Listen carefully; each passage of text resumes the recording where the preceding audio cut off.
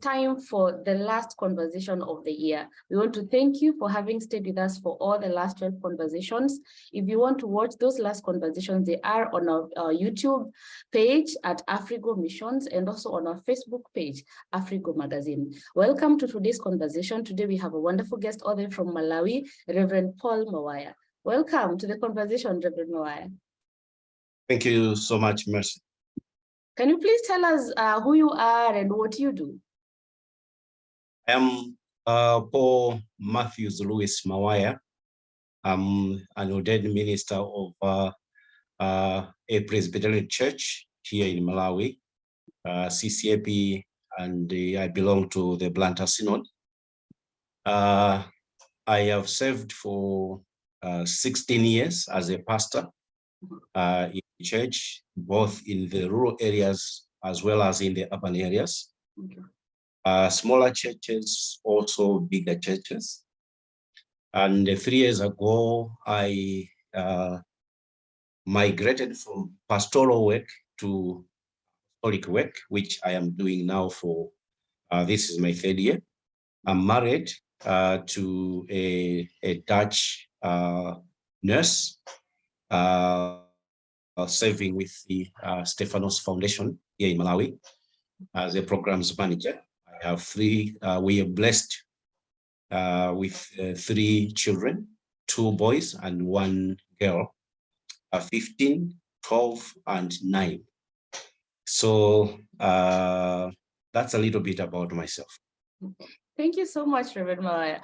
You switched from being a Presbyterian minister to missions mobilizations and into missions. I would be curious, why did you decide to make this change? Well, I think there are many factors that played a role or to create an environment for me to migrate from pastoral work to apostolic ministry. First of all, it was, I think, way back when I was a little about 10, when I had an experience through a dream where I encountered Christ, and that left an indelible mark on my life. And I remember sharing that first to my mother then, and my mother kind of scared me, said, no, don't share this story anymore. But later on, when I encountered Christ, when I was completing my Sunday school, that's when I connected the two, the dream and the rebirth of my life. Mm-hmm. Since then, I went to a Bible college, later on theological college, and started ministering in the rural areas, urban areas. But in the course of this, another event took place that started now to turn things in my life. That was the Pastors Books at Conference that SIM organized in 2012. I had attended 2010 and 2011, but 2012, that things started to unravel in my life. And I think a pathway was started to be very clear for me. Otherwise, everything was foggy regarding issues to do with mission. And beside that, my church also had asked me to be the director of mission evangelism and training.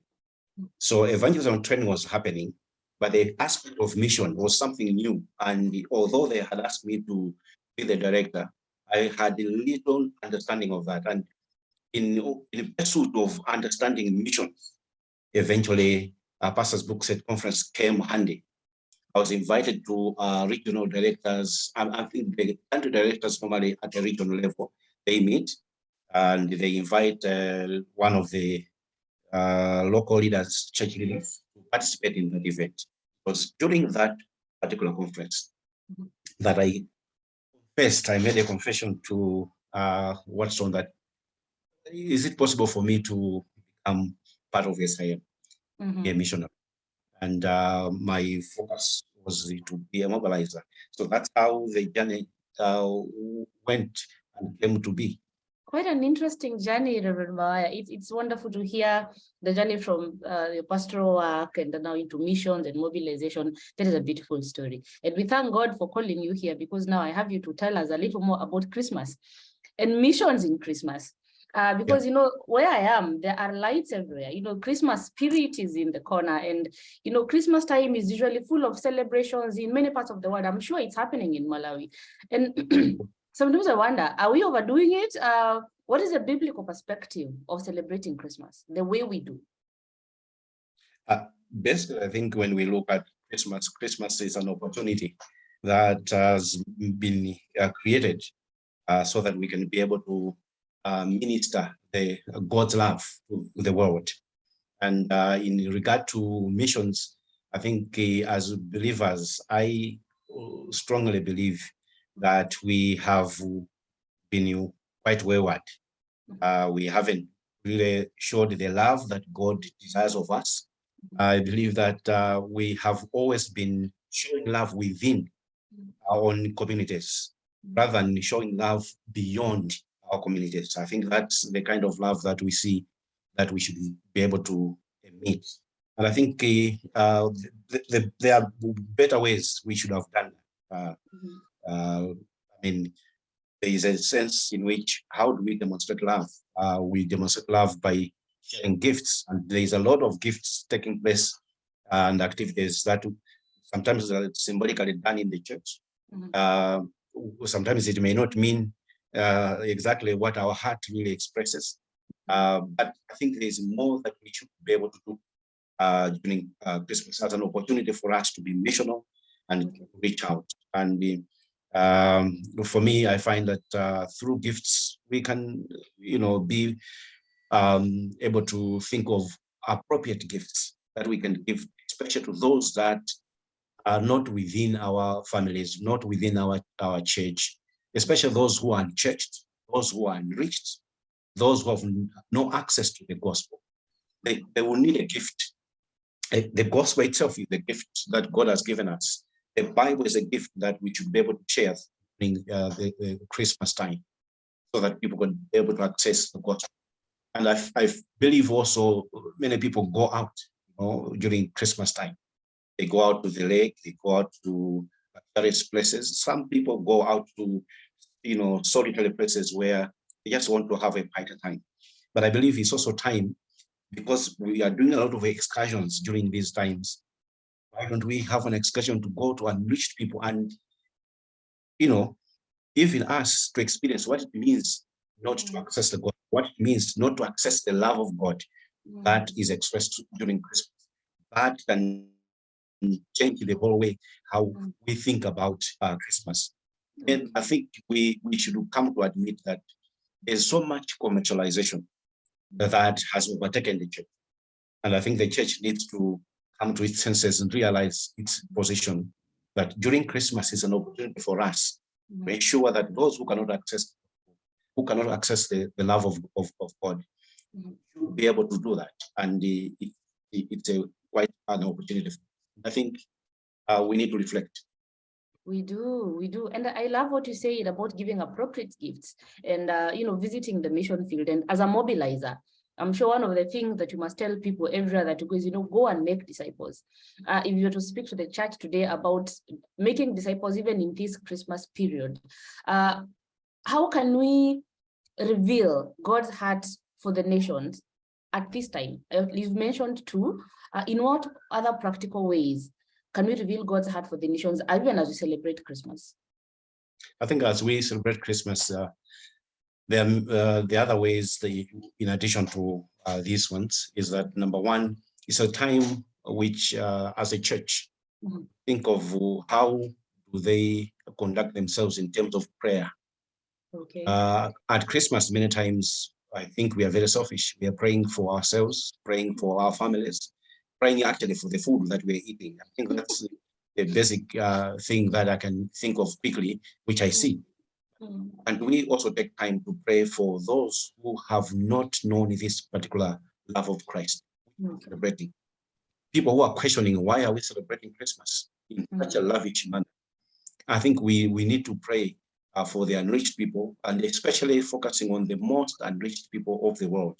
I think this is a moment in which every year, if we take this period, not only just 25 December, but that particular period, even the whole month, praying for those who cannot celebrate Christmas, that Christ was born. Can't we take time to pray? So that is one practical way in which churches can mobilize a time of prayer to pray for those who cannot celebrate because they have no access. Number two is to think about brothers and sisters who are living within us, especially in places where Christianity is in great numbers. To begin thinking of who else is within our reach, within our proximity, whom we can welcome them, invite them to our homes.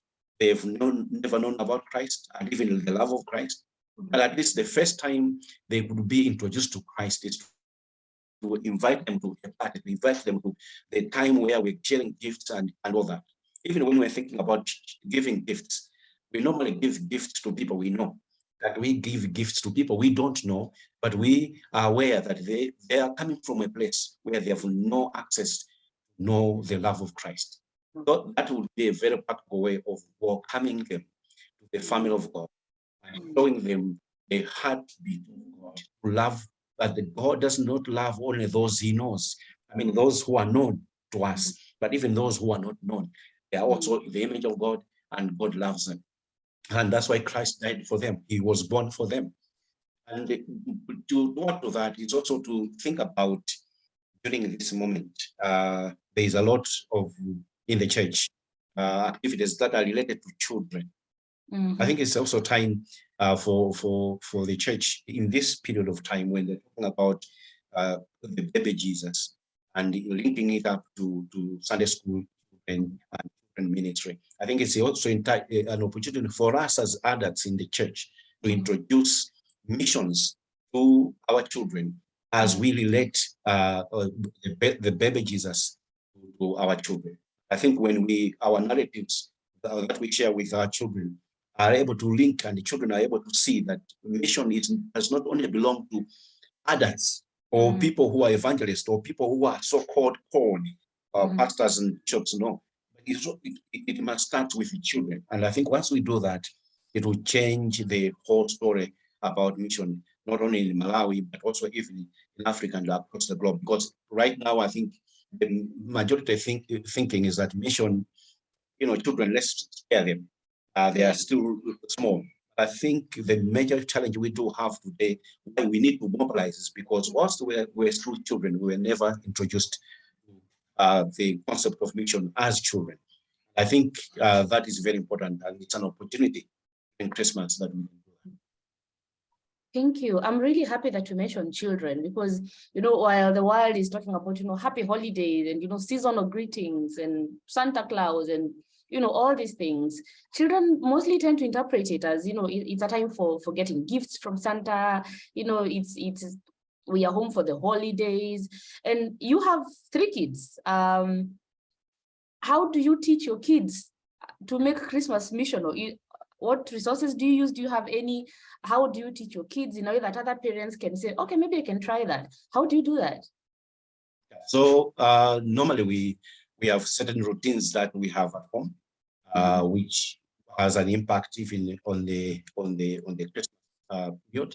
So our routine is that every evening we have what we call family altar. Okay. So we gather together over food that just soon after we have eaten. We have our time together to look at the Word of God. So we read in rotation. So children are given space to read a passage that has been selected. And normally our approach of reading is very chronological. A book, we'll take it in bits until we finish that book. And then we draw lessons out of it. And our approach is more open, a Bible study approach where I lead. And then we share, we have a few questions that we ask each other, and each one of them applies these lessons that we draw. Out of that, the major concept for us is to look at how best can we be a missionary family. Mission is not just for dad or mom, missionary is for even the kids. And so we learn out of that how best we can be able to live our life as missionaries, because missionaries is not just because we are going to the unreached, but as we live, our life must be able to share that love to each and every person. That's number one. Number two, what we do at the end of that is that we have time to pray. And we make sure that in all our prayer sessions, we must include the unreached people. So every child goes, we have a map at home, have a map at our dining room, one side, and a big, large map on the wall. And every child goes to a country that he wants to pray for. He touches that country and he remembers things, what he has learned or heard or seen on TV that are not, that needs God to intervene in that particular country. But also he remembers the unreached peoples that are in that particular country. And then he prays. Wow. That's basically how our children are, and they are used to that.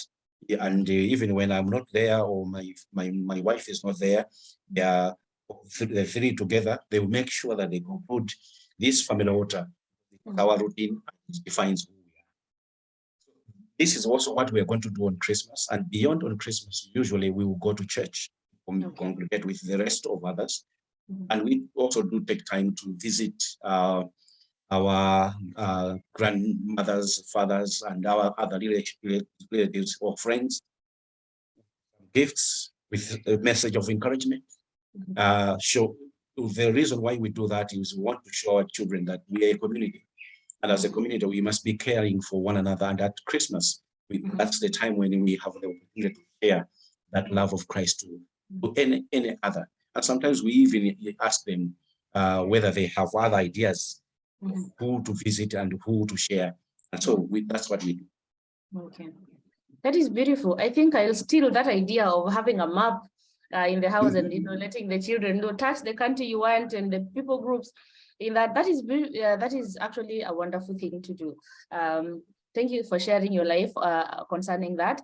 I'm thinking now you have this culture of, you have the Dutch in your house, some Malawi culture, and now we have to make all this still preach Christ. What do the Mawayas do when it's Christmas time to make sure that people see Christ and missions more than the celebration? So for us, it's never the same every year. So every year is different and it depends on the various factors. So this year we are going to sit back with we have two families that stay with us that help us at home, and we would like to have quality time with them. We have also other people who assist us in we have a small farm which we raise a little livestock for support of our ministry. So we'd like to have time with them. And so that's why we want to sit back. We just want to have, moments, a kind of a conference, a family conference, where we reflect on Christ, we reflect on his love, and we want to ask each other, how much have we been faithful in sharing God's love to everyone? And we know that those who support us, our economical levels are not the same. Our academic levels are not the same. And our social connections are not the same. But we just want to come back together to share that love, that although we might have all these particular differences, but because of Christ, we need to come back together and to enjoy this particular love together, sharing food, gifts, and also the word of God. That's the plan this year. And then we just want to have just hours of going out for an outing somewhere with them and coming back. Okay. We feel that that's what we're going to do. Obviously, we have a church also to which we go to attend. We will also have time to attend and mingle with people at church, sharing testimonials of how God has been able to use us in the ministry of organization. We believe that we'll be able to speak to a few people who might not have known what is going on with at our church. So basically, to this time it will be very, very quiet. Thank you. Before we come to the end, you mentioned something when we were talking about the practical ways that we can preach Christ during this season. And one of the things you mentioned was practical gifts. Do you have examples of practical gifts? If somebody's thinking, I want to give a practical gift to people this Christmas, what would that be? Okay, so I have a friend who is going to, his church is going to have this particular practical gift that they're going to give. So they are buying gifts that will be packed in a kind of container. But within that container, they have put a book, a secretion book, that helps someone who doesn't know Christ to know Christ and to read also a portion of scriptures. So the book is in such a way that is very instructive, as well as quoting the scriptures, particular scriptures which are fit for that. So the person will receive a gift, and these people that they're going to share are not people who really know Christ, but they just want to share their love. But inside is that book which they want at the end of the day to read.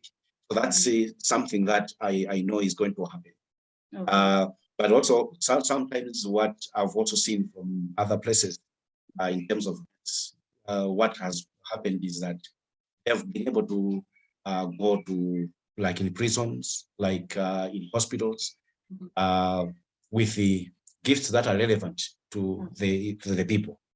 But at the end of the day, they will speak the word of encouragement, which is coming from the gospel, and sharing the love of Christ. As we come to the end of this chat, I would like to give you a chance to give us a last word. If you want to mobilize the Church of Africa in the next 30 seconds, what would you tell them? I'll tell them that Christmas is here, and it's an opportunity that we must seize, that every Christian must arise and must take responsibility to reach out to someone whom we have not reached out, who has not even had an access to the gospel. So pray about it, or pray for people who have no access to the gospel. Take time to do that. And secondly, you can even welcome people whom you know are coming from countries or nations that have no access to the gospel. Invite them to your house and have a meal over, and you will find an opportunity of making friends, and later on, sharing God's love to them. And number three, they can as well take a time as they go out in vacation, whether they are going to a beach, they are going to a certain place, but they should look around an opportunity within that particular area where they can find some people who have no access to the gospel. They will be traveling, some of them, in a bus, in a public bus. That is an opportunity that they can share about Christ. Some of them will be flying, but that is an opportunity where you can also share about Christ. And that's what it is all about during Christmas. Whether you're traveling, whether you're staying at home, even when you are staying at home, think about those people who have no access to the gospel. Those people who you live at home to look after your home, and you go to church. Those people have no access to the gospel because of the kind of limitations they do have. And you have time, quality time with them to share about Christ. For me, Christmas is that opportunity that God requires of us, that we must not hide love. We must be able to share the love of God, all mankind. Amazing. We have to share this love for all mankind in season and out of season. And even in this season, it's not just happy holidays, but we share Christ everywhere that you go. Thank you so much, Reverend Paul Mawaya. We are grateful. Thank you for sharing your life and your story with us. We appreciate that. Merry Christmas to you and prosperous New Year. Thank you. Thank you so much. Thank you. And to you too, viewer, have a Merry Christmas and a prosperous 2023. We'll see you in January. Thank you. Thank you so much. God bless. God bless you.